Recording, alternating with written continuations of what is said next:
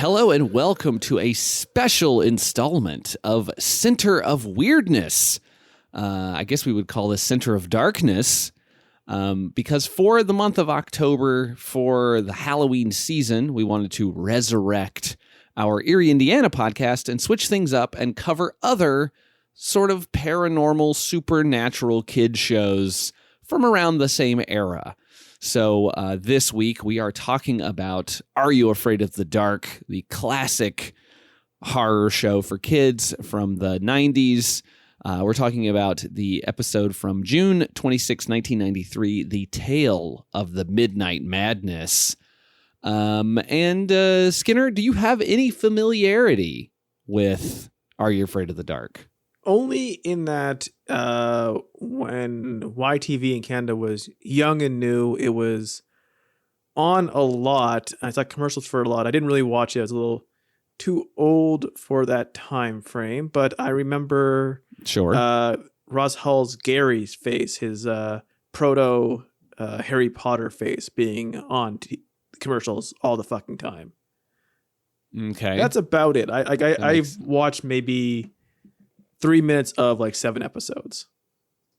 Oh, okay. Yeah. Now this was, for me, this was a show that I loved. Like I think this is part of the reason that I like horror films as much as I do. Like this thing really did start to push me in that direction because it was a show that was solid. Like it's a solid show that doesn't, not every episode was great, but this overall was a pretty good show, and it did that thing where it doesn't like dumb things down for kids too much. Like I feel like it treats them with respect in that like it can do kind of scary things and not feel like it's goofy. Like when you go back to it as an adult, you can go, oh, I see why that would have scared me as a kid. Yeah, I mean, like looking at it as an adult and having no familiarity with it as a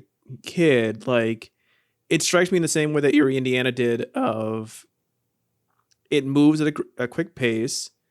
It sometimes brings in something that is moderately scary if you're young enough, and then it wraps it up exceedingly fast in a way that is inspirato to a child in the show, that you're not exactly sure how they came to that solution other than they did, then they kept moving. Yeah, exactly. Like I think that like as opposed to a show that we will also cover in this special block of Center of Weirdness, and I'm sure you can figure out what that show is. I'm not going to say it, but that other show kind of dumbed things down a little bit, and I don't think quite nailed like a way to make it scary. It's more goofy than kind of scary in this case.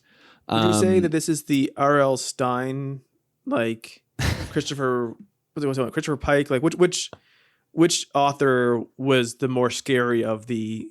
Oh, I see. I think that probably, I think Christopher Pike would be the Are You Afraid of the Dark side, because I think he was maybe a little bit more gruesome in certain regards than like the R.L. Stein. And obviously you just gave it away. We're also going to do a Goosebumps episode on this block of seasonal Center of Weirdnesses.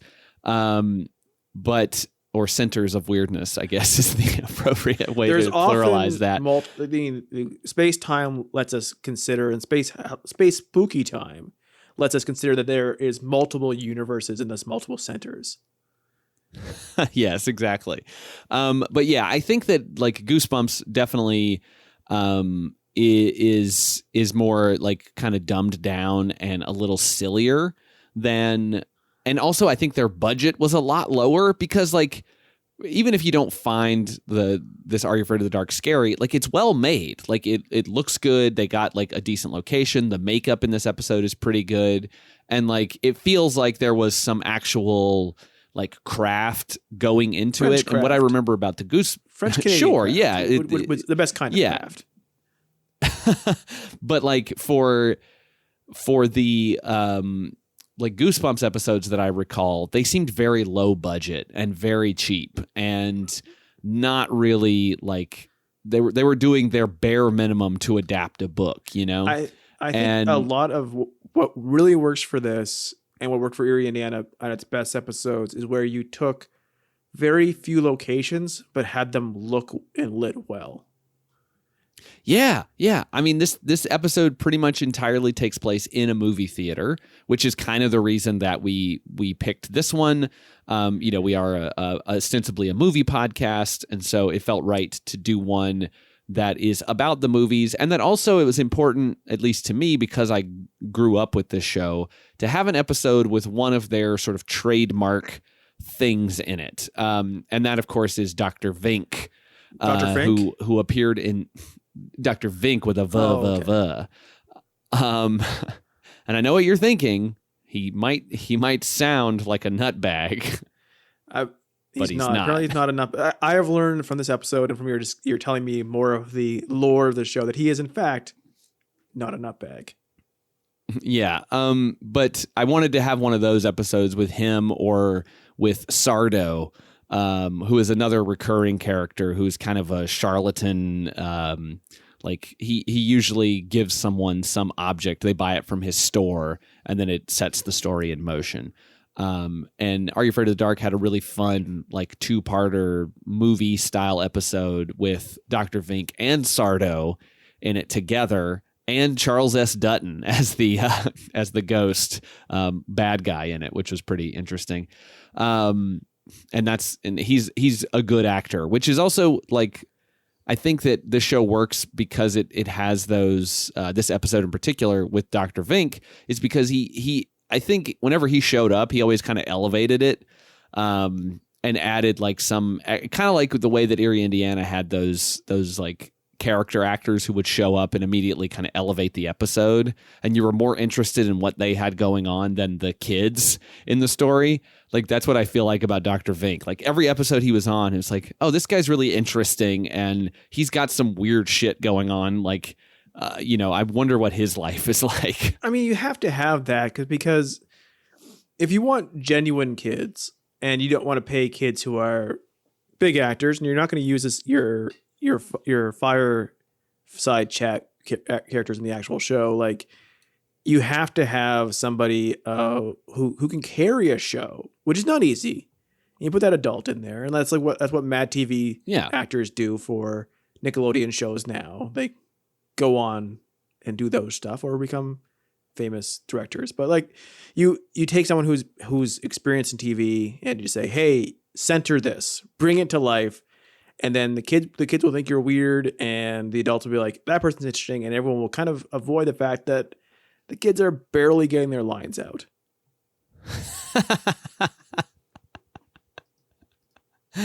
All right, so let's talk about this episode. Tale of Midnight Madness. We open, as we do in Are You Afraid of the Dark, with the best opening credits of all time that Skinner did not think was very good. It's just blue. They made it dark blue. It's scary. Don't at me. It's scary. If you say so. I mean, it is burned into my brain. Like I said earlier, this is a show that I like grew up, loving and was with it from the beginning. I mean, when the show started, I was I think it started in 91, I believe, and that would have made me. No, it says it started in 1990. So I was 5 years old when I was watching this. That seems too young for vampires, honestly. Well, this episode's from 93, so that still means I was, 7 or 8 years old when I was watching this. And yeah, I mean, I think this was like that kind of gateway thing that I needed. This and the Goosebumps books were what I needed to sort of transition me into loving horror. Transition me to being an adult. This made my balls drop. So yeah, we open around the campfire, as we always do with the show. I really liked this sort of thing. I recently watched a documentary about Nickelodeon called The Orange Years, which I would recommend. It's pretty good. And I really liked it. It's a fun trip down, the nostalgia memory lane. But they talk about Are You Afraid of the Dark? And they talked about what their original idea was for it, which was to have it essentially be kind of a Tales from the Crypt style thing where there was a host. There was like an older man who was telling these stories. And they realized like that wouldn't be appealing to kids. That would be really kind of dull and they probably wouldn't enjoy it. So that's when they pivoted to, well, we should have the kids telling these stories around a campfire, and that would make it more appealing to the audience because they would be more engaged because they could see themselves doing it, Yeah, going out in the middle of the night to the woods. Okay, so that's the first question. What time is it when they're there? Because all of these shows open when it's pitch black outside. They're in the woods, so who knows how far out these woods are. And like, I'm very curious, like, because this is definitely early 90s kids behavior, because nowadays you could not do No, this. you could absolutely not. And your parents have to know where you are at all times. And that isn't because times have gotten more dangerous or there's something different now. We should have never let kids do this. Yeah, I mean, these kids all seem to be fine, but you never know. How far did they walk with their little containers of popcorn? I don't know. At some point in the middle of the episode, we cut back to the kids around the campfire, and they just have boxes of popcorn. The kids are two of the kids show up, and they are talking about going to an all-night film, like a triple feature film festival called Gore-rama. I think this is David and Kiki. These are the two kids who are talking about going, and one of the other kids, Frank, shows up. He's kind of the bad boy because he's got cut off sleeves and a backwards baseball cap, and he says that he doesn't like those things because when you go to a film and you get invested in it, you sort of forget that there's an outside world, and you're afraid that he's afraid that he might forget the outside world and get trapped in the movie. What a weird thing to say to your friends. Like, that's like basically your friends, I can't go see that because I'm an idiot. Yeah, I cannot go see the new Candyman because I'm afraid that Candyman will come out of the screen and kill me with his hook hand. If I go see the SpongeBob movie, I might walk outside and be drowned immediately.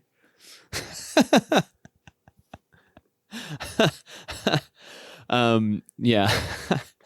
So yeah, he doesn't want to get lost inside this movie, and that's how he transitions into his story. That isn't what happens in this movie, in the show, though.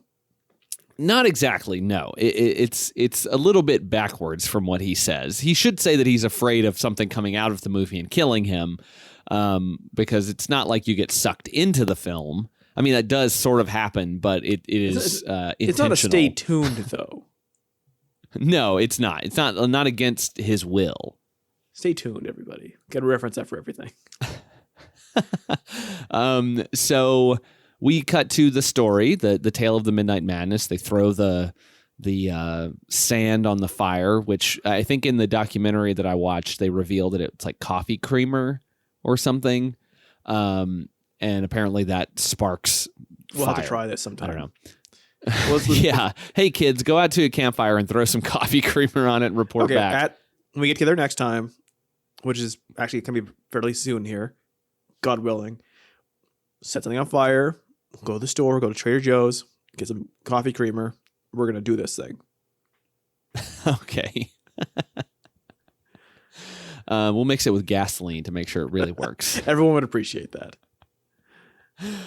So we cut to the theater where we're going to spend the majority of this episode, the Rialto Theater, probably somewhere in Canada. It's cold outside. Toronto, maybe. It's either Toronto or Montreal.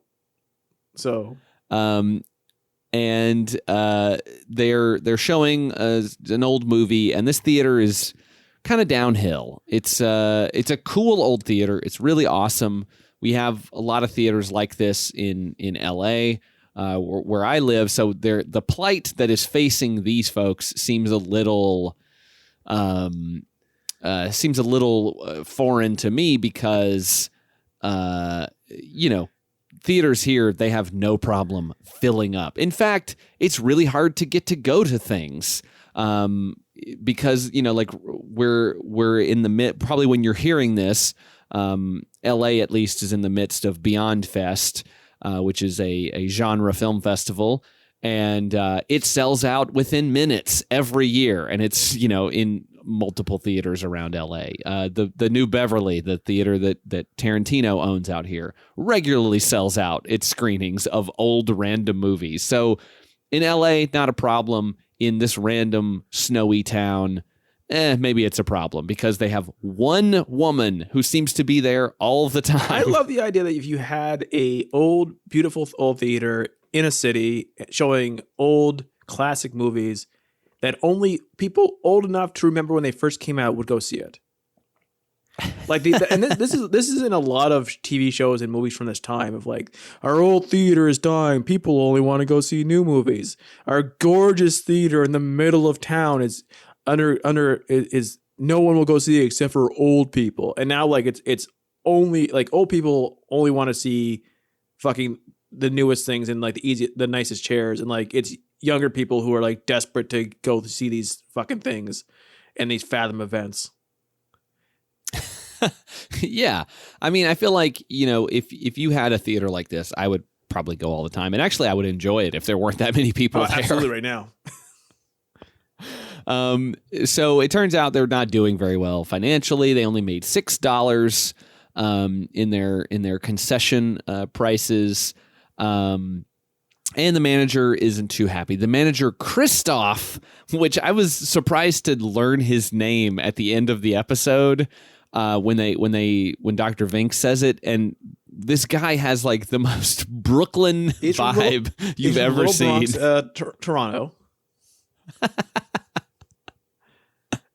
I mean, like, for some reason, like, to be an actor at this time, you had to pick a certain accent from some section of New York and always do that. Otherwise, we wouldn't know that you were a character in a TV show. I mean, apparently not, because why would he sound so much different than the kids? I don't know, man. It's pretty wild that this guy sounds like this throughout the whole thing. So they're not doing well, and Pete, our sort of main character, it's Pete and Christine, I think is the girl's name. Maybe let's bring it up. These are two people who, well, she has never Katie. She has never acted again after this. Oh man, that's weird because she seemed like she had a bit of a presence, sort of. I mean, she's huggable. He has done a few things. I mean, Pete certainly wanted to hug her as much as he could. Is that a thing? Like these like shows often have like just kind of tiny baby romances in it to keep the kids interested. Well, yeah, I think so, because even the actual like framing device of Are You Afraid of the Dark got some romance injected into it, because one of the characters moves away, the blonde girl, Kristen, I think is her name, one of the storytellers. She moves away at some point or just leaves the show, and she's replaced by another girl. Someone brings their friend named Sam, and Sam is a girl, and then Gary has a crush on her, and they kind of they have a little bit of a romance sort of on the periphery, because you never see them outside of around the campfire, so you don't really know where it goes, but they do have that kind of thing set up. And I think there was probably some other episodes with some very sort of chaste things, because of course kids are, they're going through that stuff and experiencing it, so it would make sense that they would include something like that here, but they have to be very chaste with it. Like, the one time they try to kiss, they get cock blocked by a vampire. They do. He does the old wear her down thing, which is every time it happens, it kind of gets a little like, oh, can you please move away from this? I don't want to see it. I mean, but it worked apparently, because she was on it. She has made him, go several weeks of awkward silences before she finally said, by the way, I do like you as well. So Pete is doing his part to be out there on the streets handing out flyers to try to save the movie. Come see the movie the old-fashioned way, he says. This is 93, so movie theaters hadn't changed that much, right? No, I mean, like 93, we were still at the point where like, we had multiplexes, but it's not like it is now. Like when did stadium seating become that a was thing? God, it was at least mid 2000s. I think that that's something that like came around much later, because we had in my hometown several theaters, but they were all pretty, just normal theaters, like flat, all the way down, slight slope, but nothing like we have now. Nothing like is common. The last 5 years where we turned into the pick your seat, every seat is gigantic thing. That's been fairly new, but which is almost a move back to this. Apparently stadium seating was actually dates back to the 1920s. No, maybe Dartmouth, Nova Scotia, the same thing. I just remember back then, the big deal being is that now if you want to go to one of the big movies, it's at every theater that you could go to. That is not the case back in the early 90s.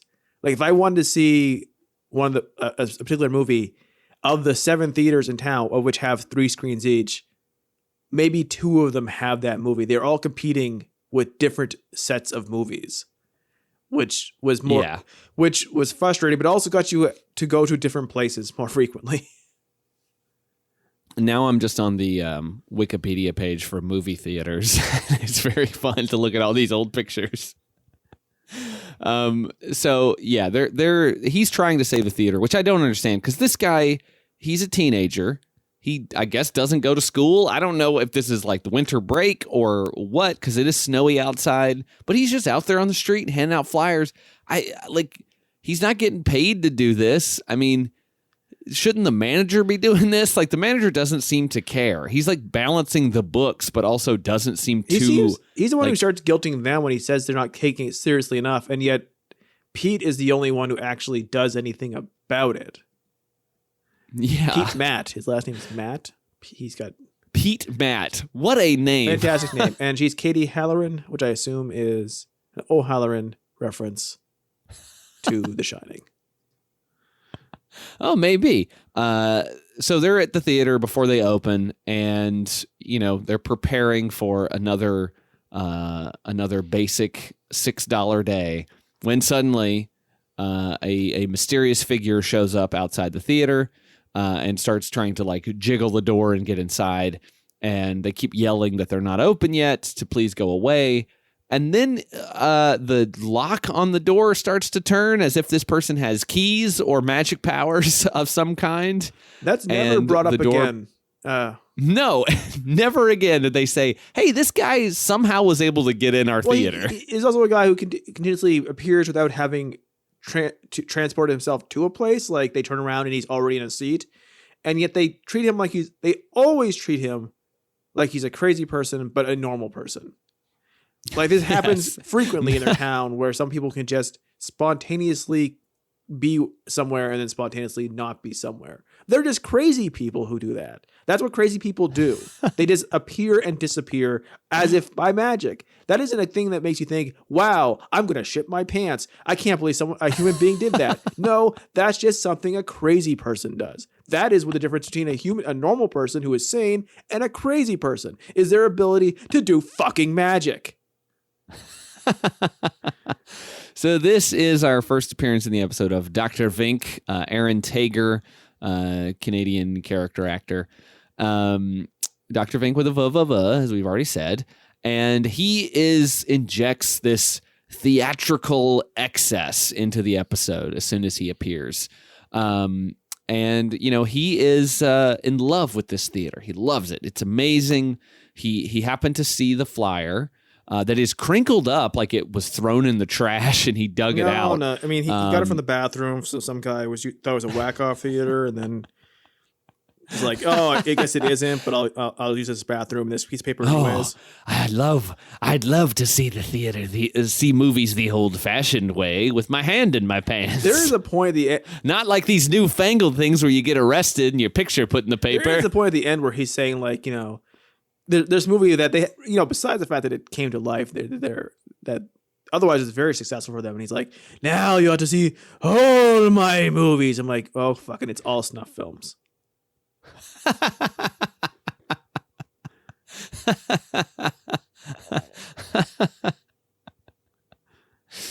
Yeah, Dr. Vink's 8mm. Dr. Vink's JOI video. Now you ought to see my movie, Dr. Vink Special. This gets a little bit of math in this one. It has 2 girls, but yet only 1 cup.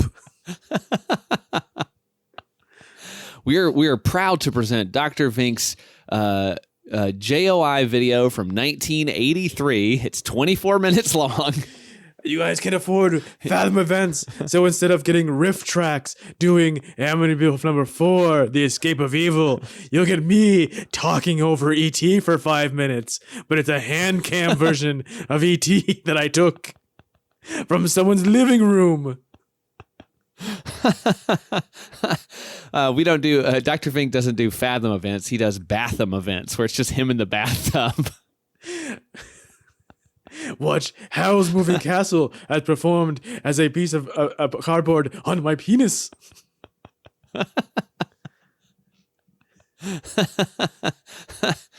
I have transformed all the Studio Ghibli films into erotic tales. Penis puppetry.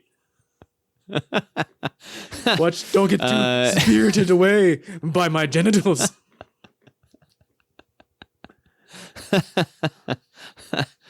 Oh man, you can't wait to show you what I did with that cat bus. It's very cute. Very erotic at the same time. Cute erotic is my Twitter handle. Follow me. Dr. Vink here. He's great. He wants to save the theater. He basically lays out that he has a film that he made, a vampire picture, which seems to be essentially a riff on the 1922 Nosferatu movie, pretty much exactly, and down to the way the vampire looks. And he does a bad thing here where he gives away the ending of the film, which he tells them, my film is very different because in this one, the vampire wins. And you're just like, all right, cool, I guess. There's been a couple of those. Yeah, it's not that surprising. But he basically lays out that I will give you this movie that you can show, and I guarantee that if you do it, it will save your theater. Your theater will, it will become successful. And if that happens, you have to give me 1 night a week that you choose that I can show all of my other movies. So, you know, he just wants to expose himself to all of these these random audiences once there's more people in the theater. He needs more exposure for his exposure. Yeah, I mean, this Nosferatu one where the vampire wins, this is like his most tame film. Well, that's what he says at the end. Yeah. This is the most tame thing you'll ever see. And we didn't see all of the Nosferatu movies, so there is a shot of Nosferatu's dick in this one. I mean, but they couldn't show it on Are You Afraid of the rest Dark? of it's also very veiny. Yeah, he's got weird fangs down there too. Those weird bald little corn nuggets. Yeah, like what on its face value, and honestly on the face value of it for the rest of the show, he's not asking that much. There's no reason why he gets turned down. No, Christoph is just an idiot asshole. Like he's just kind of a dick, and it very easily could have just done this and like would have saved this theater in no time. But there's a whole thing where they agree to do this, and then Dr. Vink knocks the film reel off the stage, and they go to catch it, and when they look, he's gone. And so I guess Dr. Vink is just hanging out in the walls of the theater. That's, it's like a nice, that's a place that's nice and warm where you can practice your puppetry, where you can watch the film more, make more movies. Yes. I call this one Katie Goes to the Bathroom. Oh no, she's so young though. I call this one Two Children Hugging. I've filmed all your most awkward flirting that does not work out, and I've uploaded it onto YouTube. Christoph, I think you'll like this film. Christoph drinks on the job. I forwarded it to the owners of the theater. That's how he buys a theater then, spoiler. Yeah. I'm going to blackmail you to let me use your theater. I think you could very easily blackmail Christoph, like just by if you had magic. Yeah. I think you could have really pulled off this deal a little bit easier. Christoph, I've shared your whereabouts with that mob boss back in Brooklyn that you escaped from, and changed your name from Anthony. Yeah. Anthony Christopher, you go by Christoph now, huh? Didn't think I would know. Christoph, come on. Yeah, the end of this is that Vink gets to show all of his movies, and Christoph is killed in an alleyway. He survives the vampire attacks to simply die like one day later. Yeah. Nice theater you have here. It'd be a shame if something happened to it. It's all shot up. So they forget about the movie because Christoph says that he's a lunatic. Don't worry about it. Just throw it away. But Pete doesn't do that. He keeps it on the shelf, and they go back to showing whatever the garbage was that they were showing. And he still continues to try to save the theater with his flyers. But of course, doesn't work because they get news that the theater is going to close in 2 weeks. And they're showing some random cowboy movie. But they have for the theater to be doing as badly as it is, like, because when we opened, they had one customer on a Friday, and this is a Saturday, I think, and there's like 15 people there. So it's not that bad. I mean, it is for what they probably need to make in order to keep the theater open. But it's like, the difference between it seems 15 people and the total of maybe 40, maybe. True. It's weird though, because it's also a nice cross section of people. Like, I don't think that some of these people would be seeing a 1930s or 40s cowboy movie.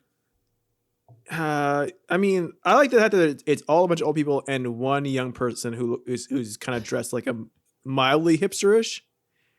Yeah, exactly. That's just Toronto in the 90s, though. They're bringing it back. And the film canister that Dr. Vink's movie is inside starts to emit this red glow, and it destroys the movie that is currently playing. And so they go down and they decide that they're going to show Dr. Vink's film to try to keep people in the theater and see what happens. So Katie goes down and says, "Hey, we're going to show you this classic film, and if you stay for the whole thing, and even if you like it, we'll still give you a refund if you want one." So everybody decides to stay because, hell, why not? You'll get your, I don't know, $2 back. I don't know what their ticket prices were for this fucking theater. Let's see. If the total concessions and the total amount made was $6 for one person with concessions. Well, I think that's just the concessions. God, they cost so much for shitty popcorn, huh? But I mean, no, because they said there's a bucket of popcorn and 2 drinks for one old lady. She's no. She says specifically that Pete bought the second drink. Even the first one, she's gonna take a long piss. But I mean, okay, so let's figure that out then. $6. The drinks are probably what? Everything's $2, I guess, or $1. Yeah, pretty much. Popcorn's $4, I guess, or $3.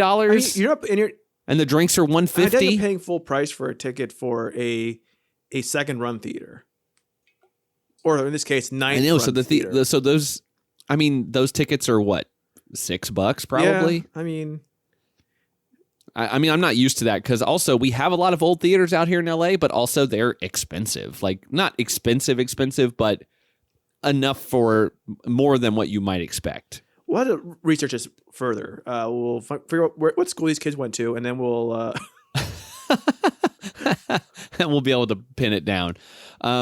So they decide to show the movie, and it wows the audience. They're terrified. They are freaked out. Everybody leaves the theater talking about how they're going to have nightmares for weeks. I love this. They're all just walking out and like, oh, I was just so chilled. Oh my god, I had a night for weeks. Man, did you watch that home run by Joe Carter last night?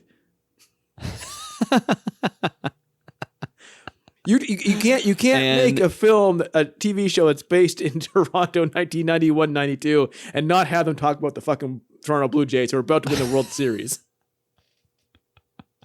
Well, that's the reason that people are not in the theater, because they're at home watching the games. We were all watching the games in Canada then. Big fans.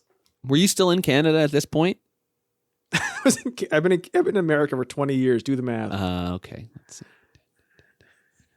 I moved here 2 weeks exactly after 9/11. Okay. All right. That makes sense. So you could have been in this episode. No, I could not have been in this episode in the early 2000s. Why not? 2001. No. This was filmed in Canada. Yeah. Oh, it's true. So you could have been in this. I was only a couple 100 miles away from there. Oh, you didn't live in the same town. It's not all just one big town.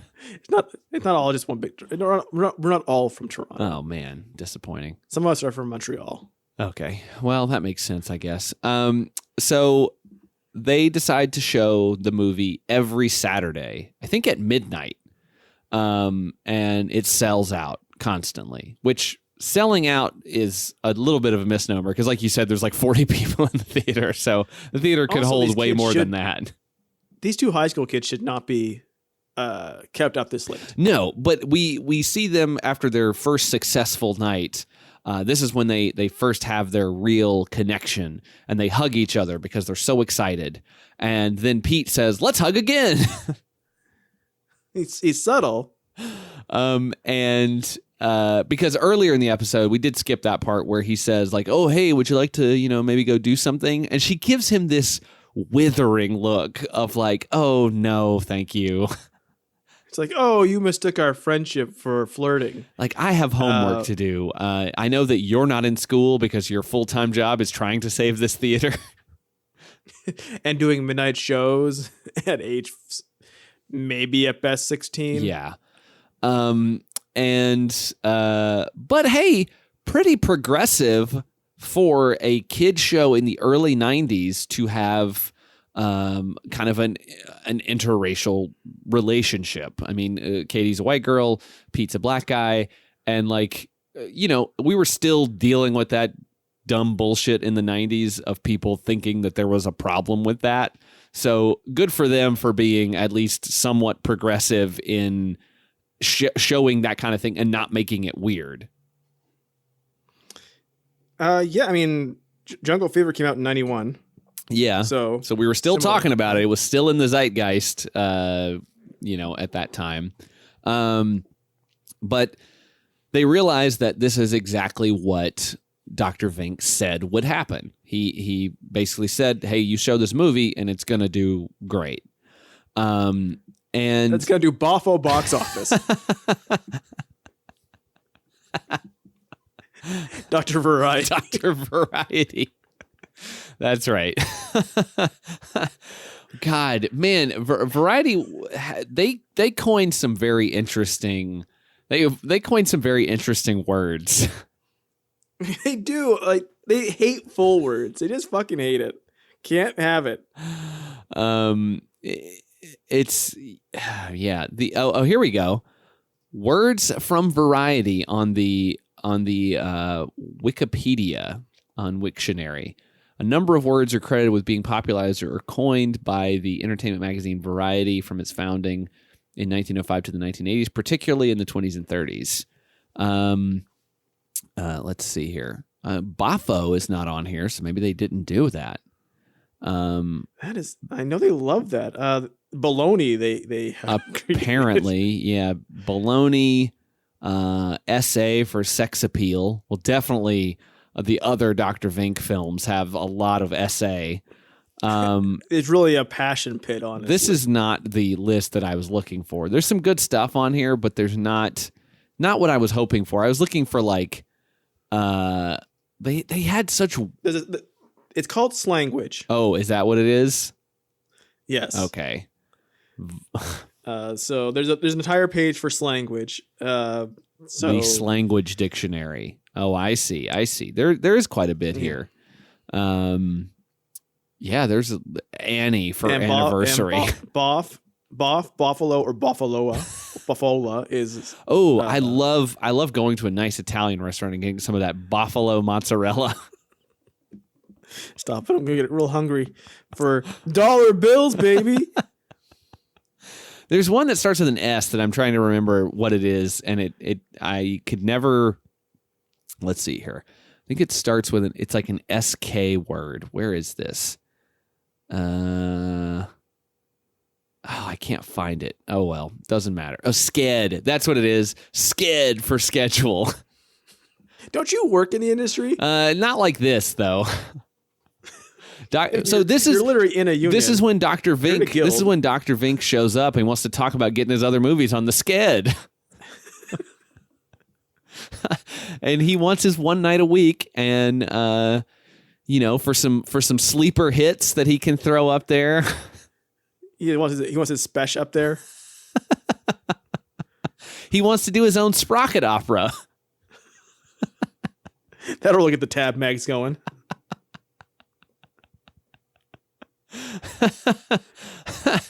And a female singer is called a thrush. That's disgusting.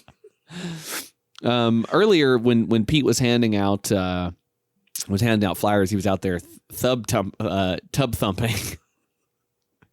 He got knocked down, but he got up again. That's right. They ain't ever gonna keep him down. So he shows up. He just wants his time to show his movies. The theater manager, Christoph, is willing to give him a 2-wall, which is where he can have share in the expenses and the revenue of the thing, with getting some of the popcorn money and whatnot. And Vink is not interested in that. He doesn't want that. He just wants what they agreed upon. He wants exposure. He wants to be paid in exposure. That's right. That's the one time that's ever happened. Dr. Vink does not speak for all freelancers, though. So he is pretty pissed off because Christoph does not want to agree to their deal. And so he's like, this isn't over. I'm going to come back. I'm gonna show you that I mean business, and this is gonna keep going. But they keep showing the Nosferatu, the demon vampire movie that he's made, to SRO, or standing room only. So they they're having some success. And Pete is sort of enthralled by this movie, and he wants to know, like, why is it so popular? What is it about this that is continuing to draw people in, especially people who have seen it multiple times? What is it that brings them in? And so, what conclusion does he come to? I don't know. This goes nowhere. It's very silly. So he's watching the movie, and he sort of starts to nod off. And as he's doing it, he sees the vampire turn to the screen and walk out of the theater, or walk out of the screen and come into the real world. Is the vampire doing this for every showing? Because otherwise someone would have noticed. No, he's not. So that's why I'm confused by what is happening. Is it just the magic of the movies that is enthralling people and keeping them there? Like, that's the only thing I can think of. It clearly doesn't work on Pete, who's usually back home and is watching sitcoms, which are television comedies aimed at teenagers. as opposed to these old movies. So he wakes up and the film is over, and he goes and tells Katie, he's like, hey, I had this weird kind of dream where I thought the vampire came out of the screen, and she's like, that's ridiculous. But they kind of, he kind of says here like, hey, I kind of like you. And she's like, oh, I kind of like you too. And then they are about to kiss when they hear a noise. And so they run over and to Christoph's office. They find that he's been shot in the back of the head by a mafia boss. That's NSG, which is not so good.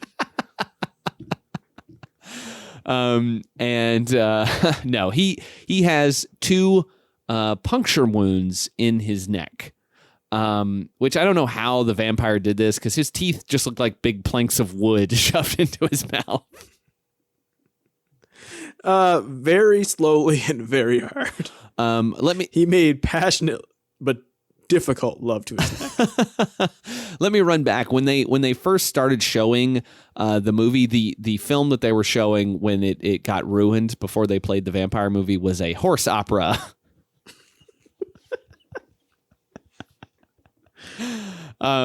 So they see these holes in his neck, and they go to call the police, and they realize that the phone lines are down. I guess Nosferatu bit through the wires, and they run out into the lobby, and during all this we are seeing like little shadowy shots of the vampire with his little weird hands and everything. And they go out into the lobby, and the door bursts open, and the vampire is standing right there, and it starts following them. And so they're trying to figure out how to escape, and basically the episode has 5 minutes left. And so Pete has a plan. He tells Katie to start the film and just let him do his thing. So she goes up. I love how they set it up. Like, she's like, what's your plan? He's like, just do this. I won't be able to live with myself unless I try. I'm like, what inspired you to even try this? It's unclear. Like, this is one of those that it isn't like totally thought out in terms of what this, like, how it's supposed to work. But like, it's fine. You sort of just go with it because you're just like, whatever. So he goes downstairs, and the vampire is easily distracted because he spots Pete, and he's coming at him, and he's about to bite him. This vampire moves very slowly. Like, I mean, he must be like 90 years old or something, because he is moving very, very methodically, to make it creepier, I guess, for children. And he's about to bite him, but he stops because Katie gives the sign that she's switching on the film, and he turns and starts going for Katie. And so he goes into the room as she's about to start the movie, and then he hears Pete downstairs, and he turns and goes back downstairs. It's like, just bite her and get it over with. I mean, yeah, like, if he really thirsts for blood, like, get your meal and then go for dessert. Yeah, like, kill her and then go downstairs and get what you need. But he doesn't. He goes downstairs after Pete. Pete goes inside the movie. He steps inside, and he realizes what he needs to do is, I'm not really sure what he's trying to do. I think the plot is that in the movie, Harker is trying to move the coffin into sunlight or into the fire or something. And so he's trying to do the same thing, but the vampire shows up inside the film and is about to kill him. But he notices that there is drapery hanging on the wall. Thankfully, there's a window there, which he pulls down, and the vampire is killed by sunlight. He turns into a greasy smear of paint on the ground, and Pete steps out of the film, and it was a success. They saved the day. Boffo performance. I thought he was going to play it backwards so it would suck him back into the movie. That would have been interesting, is if they reversed the film somehow, and it caused the vampire to get reversed until he got sucked back into the movie, and then they set the film on fire or something like that. Because the film still exists. It's just that the vampire gets killed in it. So what happens in that movie if they try to show it? Is it just everybody doing everything, but the vampire's just not on the shot anymore? And is Pete now in it? That would be funny if they showed the movie again and everything plays out the same, except at one point Harker's dead and then the vampire steps out of the film, and then it's just a still screen for 40 minutes, and then a kid in a theater uniform shows up inside the film, and you're like, what the fuck is this? This is not a great movie, honestly, anymore. I don't really understand this last act here where there's just nothing happening for 40 minutes, and then a random modern day kid shows up and kills the vampire. It's really the notes between the music for this movie. It's really what you make of it. And you want to discuss it later with your friends. Yeah, it's and you'll have that one friend who'll be like, you just don't get it, man. It's really saying something. The kid. It's not how it's not the fact that it's not doing anything, it's how it's not doing anything. I mean, I think when that theater kid shows up, he's given a real hot seat performance. Man, why is the Devil's Advocate their example on the Variety website of a movie that has done very well? Yeah, I don't know, but I mean, I guess the reason that this film continued to do well is because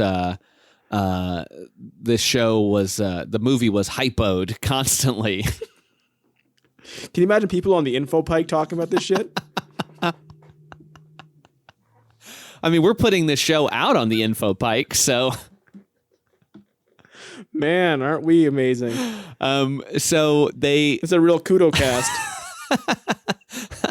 So they everything is good now. Turns out Christoph is okay. Apparently, when they killed the vampire, it reversed what he did, which is he's now reverse dead, which is interesting. It would have been great if Christoph was a vampire. He just showed up and was trying to kill them. He's like, guys, I don't crave a nice chicken parm anymore. So he's like, oh, I got a weird headache and a weird dream, and they're like, oh, it's great. And then they turn around as they hear a round of applause, and it's Dr. Vink sitting there munching on some popcorn, seemingly having watched the whole thing. He's just giving him a lot of mitting. This is our most impenetrable episode. I bet everyone hates this episode at this point. And he's telling them that everything's great, and Christoph, realizes, oh, maybe I was a little too harsh on this guy. You can have your night. I was wrong to be so mean. It's totally fine. We can do this. And Dr. Vink says, you know what? Not necessary, because he's like, you know what? Go fuck yourself. Yeah, basically. He's like, not necessary because I bought the theater and I'm going to show all my movies here every night. And unlike the movie We Bought a Zoo, he's bringing Zoo to watch every night. His own version of it that he made. Yes. He does not get fucked to death by a horse. No, in this he movie, fucks the horse to death. Win. You don't want that horse to come out of the screen, though. No. He is owning the theater now. He is deciding what to play, and he says, as we already mentioned, that he has films that are far, far scarier than the one that they've shown. So I'm very curious if they're all horror, if he's got any chop sake films in here. Boy, they should take that off the website, because that seems like a legacy I wouldn't want everyone to know we did. Yeah. That's for anyone who doesn't know, that is what Variety called a martial arts film. With their example being star Chuck Norris will make a guest appearance on Seinfeld this season. That is the weirdest example of anything I've ever heard. I don't remember Chuck Norris ever being in an episode of Seinfeld. Could you imagine if we fucking call like any of our months where we did karate movies? Month? No, I feel like we shouldn't be saying it. It feels offensive. Bleep it out. Okay, it'll be up to you to go and look up Variety's slanguage article and see what we're talking about, because yeah, it does feel kind of weird to say that. Good. I'll allow it one time, and I'll be the one who says it so that you don't get canceled, and then I'll bleep it every other time. Jesus Christ, it's awful. But yeah, so I guess Dr. Vink gives them the pink slip. He fires them, and then he shows his film, Pink Slip. I just, like, they had this horrified feeling. Oh no, he now owns theater and will show terrifying come-to-life movies. Just fucking quit, kids. Yeah, just quit. Go work somewhere else. But I wonder if it's like he's trapped them into working in the theater. But also, like, I don't understand what his plan is, because he just wants to show his art. He does, but why does the vampire come out? Does it come out because they fucked him over? So if they hadn't fucked him over, it wouldn't have happened. It came out because it's gonna get this party started. But like, that's the thing though, is if Christoph wasn't an asshole, then he would have not been killed by a mob boss, and also the vampire wouldn't have come out and bit him. Because like, if they didn't stop the vampire, would the vampire just kill a bunch of people? I don't know. I mean, what's the magic of the film that had nothing to do with that part of the movie that's entrancing people that did not entrance Pete? Are the kids going to die as collateral damage when the mafia comes to kill Christoph? Much like they're the collateral damage for Christoph making a pointless decision? Like, they have nothing to do with Christoph not following his word. Yeah, it's kind of weird, but also the weirder thing is that in the trivia on IMDb, it says this episode was inspired by the Pied Piper of Hamelin. No, it wasn't. How? It wasn't. What is the story of the Pied Piper? Doesn't he kill kids or something? You know, it's when you have Boffo box office. But like, isn't there something about him like taking the rats out? Oh, that's what it is. He offers to take out the rats, and then but he wants to get paid or something, and then they don't pay him, and so then he takes their children away. He wants to show his homemade porn, and he takes their children away. Yes, that's right. Okay, so that's what it is. All right, that makes sense. So the moral of the story is, if some fucking pervert comes into your theater in a cloak, just say no. Or just say yes. I mean, he's going to save your business. It's not like... Is Christoph really above running a fucking porn theater? No. He's not. He could totally do that. He would just not be able to employ these kids there. And yet he still would. Hey, Katie, can we hug like I see in the movies that we show now? I like that they have like 2 successful nights and they get better vests.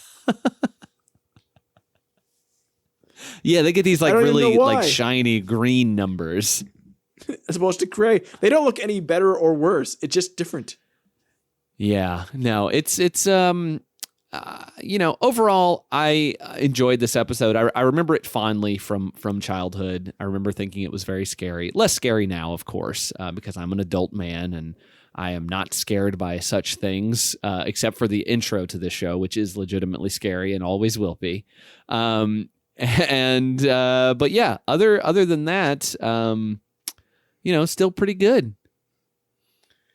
It is as good as a B- tier Erie, Indiana episode. Sure. I think this would, if this had been like an Erie episode, I think this would have, worked pretty well.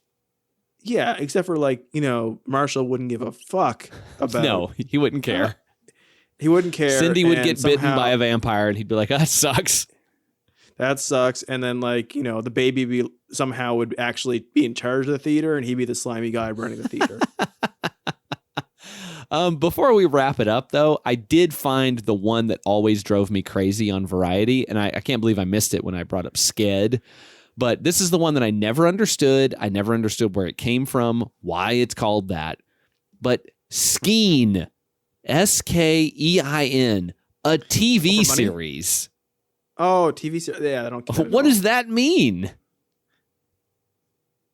I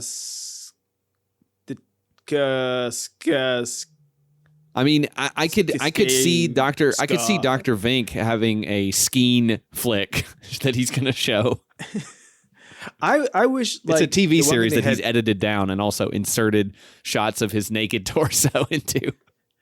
I really wish there was they had coined the word ska for ska music. A ska Skeen is on the Sked this fall.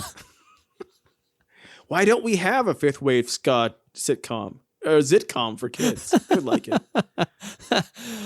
But I think that's going to do it for this special installment of Center of Darkness, a Center of Weirdness Halloween spinoff. Please join us next time on the show when we're going to talk about a Goosebumps episode. And hopefully we have some fun there as well. We hope you're enjoying your spooky Halloween season. And until next time, I've been Josh. I've been Skinner. And keep it weird. It seems weird to say that outside of Erie, Indiana. Keep it dark. Keep it dark. There you go. And are you afraid of the dark? Only sometimes. I don't like running into things. At my age, I don't get better from things very quickly. No, I feel like if you bump into a table in the middle of the night, that your knee is out of commission for 3 weeks. Yeah, when things go bump in the night now, it's like really a bad deal for me doing anything physical for a while. All right, well, I got to go. I'm going to go put on this Vink vid. Watch him jerk off in a bathtub. That's on the Sked.